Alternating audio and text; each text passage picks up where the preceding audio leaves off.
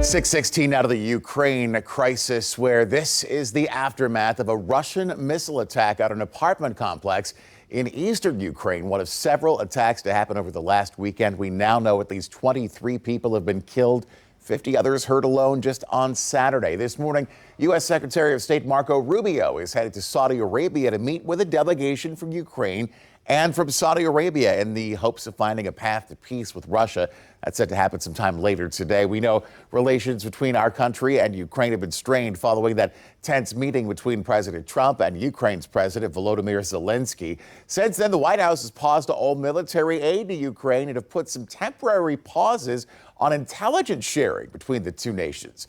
Some in Hampton Roads, many have been quick to rally support for Ukraine as the war is now in its third year. Sunday saw dozens turn out at Mount Trashmore in yellow and blue, urging local leaders to continue support for Ukraine. We spoke with one Ukrainian family who tells us they still have relatives back home and they just want this bloodshed to end.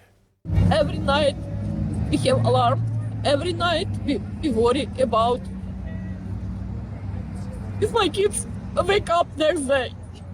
This is very, very sad. Yeah. Organizers tell us they'll be back at Mount Trashmore next Sunday as well.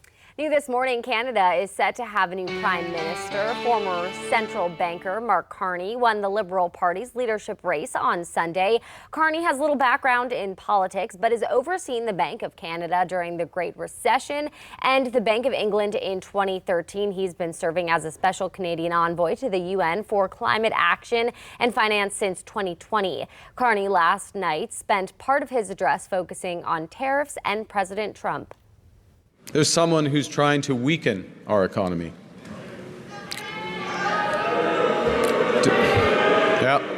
Donald Trump. He's attacking Canadian families, workers, and businesses, and we cannot let him succeed. And we won't. We won't. Elections are expected to happen soon in Canada. Carney can call for elections once sworn into office. His Liberal Party has been improving steadily in the polls against the opposition Conservative Party is looking to return to power.